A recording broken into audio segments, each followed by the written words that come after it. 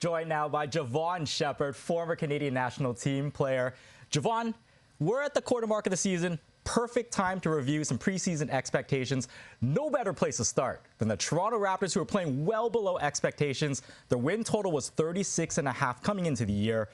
We knew there'd be hiccups on offense, but their defense has really struggled. They've been the 24th ranked defense over the last 5 games. Can you explain what's happening on that end of the floor? Well, a good defense usually starts with efficient offense, right? And right now, the Raptors really aren't making shots, so their opponent is getting out into running, they're getting easy baskets. They're giving up about 17 points off of turnovers. And again, that breeds confidence into your opponents. They get out, they're getting easy baskets at the rim in the paint. And then they start to get in a rhythm. They get a flow. Guys start making shots. You get into the half court. The Raptors have, Jakob Poeltl in a little drop coverage. And because of that, they're using the nearest defender to help, right? You're getting some backdoor cuts and easy baskets again. But let's face it, this is the NBA. When guys get rhythm and get a flow, and then you get into the half court, it's really hard to stop them. So it's got to start on the offensive end. The ball's got to start going through the hoop so your opponent can take it out of bounds, and then you can start to set up your defense in the half court. All right, let's go from negative to positive. Let's talk about the Orlando Magic, who've been the biggest surprise so far this season. They're currently second in the East with their young core, the really good head coach in Jamal Mosley. What's going well for them, and do you think they're a good bet to win their division? Well, first of all, they're the third best defense in the NBA right now, right? And they're playing on a string.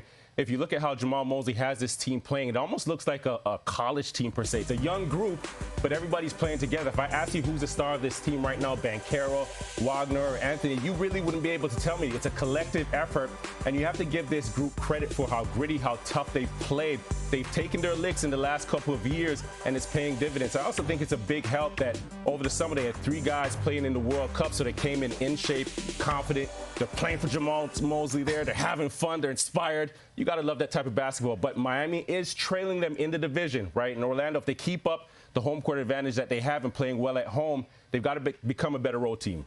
Shai Gilgeous-Alexander and Jamal Murray, they deserve all the credit for having a great year. But another Canadian who's making waves, Shaedon Sharpe. Yeah. He's currently plus 3,000 to win MIP, Most Improved Player Award.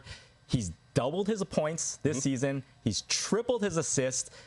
After the Damian Lillard trade, all the eyes were on Scoot, but Shaedon Sharpe's definitely stolen the spotlight. What's really stood out about his performance? Well, face it, first of all, we didn't know much about him when he was at Kentucky. Didn't play that year. Came into Portland last year, and that was still Dame Lillard's team, so you didn't really want to ruffle feathers. You're feeling your way through the NBA. But we knew he was a big-time athlete. He's come out, he showed us that. But now he has the opportunity to play through his mistakes, get his confidence, just get his rhythm, so to say. But I think it helps that he's had the mentorship of Damian Lillard. He has Chauncey Billups as a head coach who can sort of show him how to play the game from a guard's perspective.